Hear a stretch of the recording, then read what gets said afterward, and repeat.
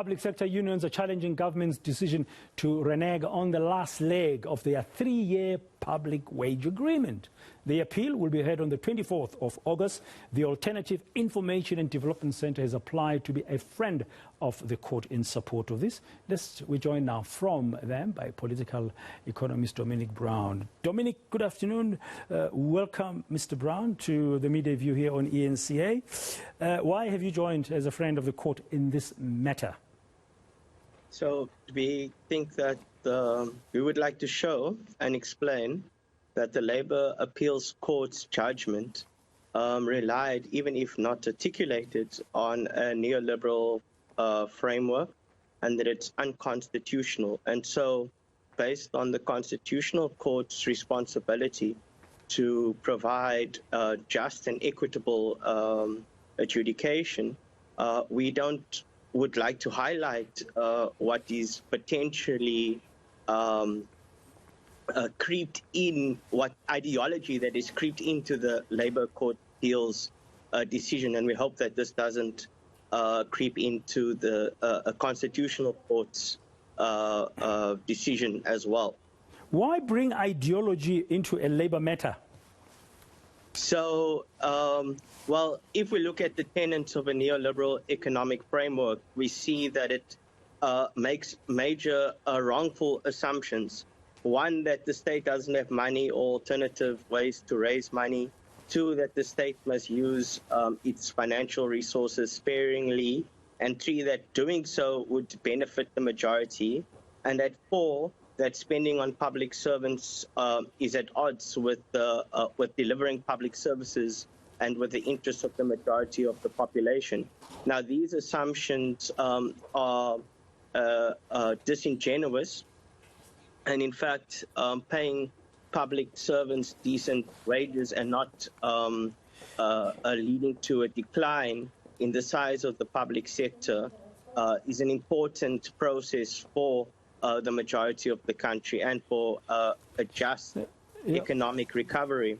And just to say that another myth that comes with ideology is that wages is simply an expense and a cost. But we would like to argue that it's actually an investment, and it actually makes a major contribution to the economy, and therefore we need a wage-led development path. Okay, finally, Mr. Brown, and very briefly, I mean, you do know that this matter is coming up in court after the government recently reached a deal with public sector unions.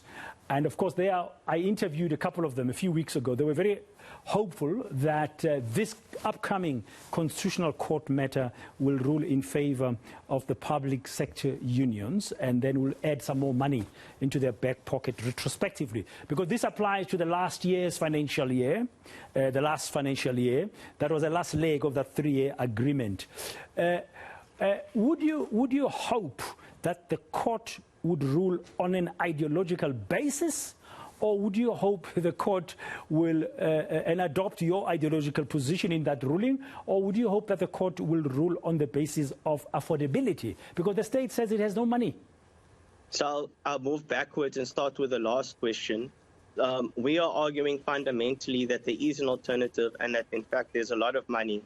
One example would be, for example, to tap into the large resources of the Government Employees Pension Fund, not as a get-out-of-jail-free card, but to invest in developing socially owned renewable energy at ESCOM so we can fight against unbundling, to ensure that we invest in a housing program and the infrastructure in healthcare and education that's needed. There's a lot more money than the 1.8 trillion rand in accumulated reserves in the Government Employees Pension Fund. We can also look to implement a net wealth tax.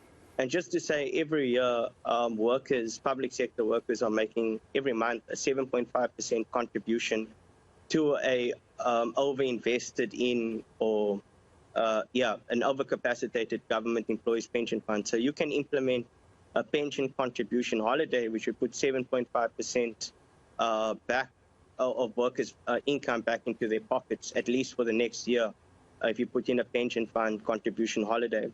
The second point is to say that it's not to demand that the court necessarily adopts the ideology of AIDC.